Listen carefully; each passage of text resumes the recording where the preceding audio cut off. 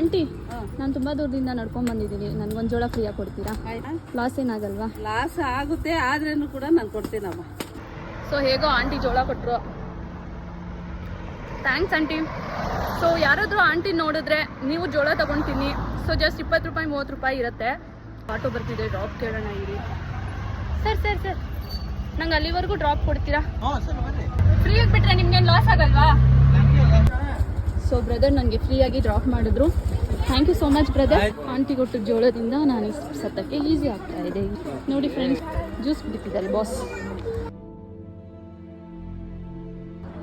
ಈ ಜಾಗದಿಂದ ನಮ್ಮ ಕಂಪ್ಲೀಟ್ ಬ್ಯಾಂಗ್ಳೂರೇ ಕಾಣಿಸುತ್ತೆ. ತುಂಬ ಬೇಜಾರಾದಾಗ, ಒಂದಿನ ಎಲ್ಲಾದರೂ ಪೀಸ್ ಆಗಿರಬೇಕು ಅಂತ ಅನಿಸೋ ದಿನ ಈ ಜಾಗಕ್ಕೆ ಬಂದು ವಿಸಿಟ್ ಮಾಡಿ.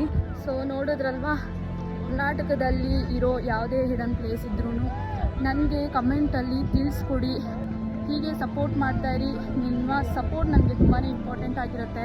ಕೆಲವೊಬ್ರು ಹೇಳಿದ್ರು ಒಂದು ಗರ್ಲ್ ಏನೂ ಅಚೀವ್ ಮಾಡೋಕ್ಕಾಗಲ್ಲ ಅಂತ. ಬಟ್ ನಾನು ಹೇಳ್ತೀನಿ, ಒಂದು ಹುಡುಗಿ ಮನ್ಸು ಮಾಡಿದ್ರೆ ಏನು ಬೇಕಾದರೂ ಅಚೀವ್ ಮಾಡ್ಬೋದು. ಧೈರ್ಯ ಒಂದಿದ್ರೆ ಸಾಕು.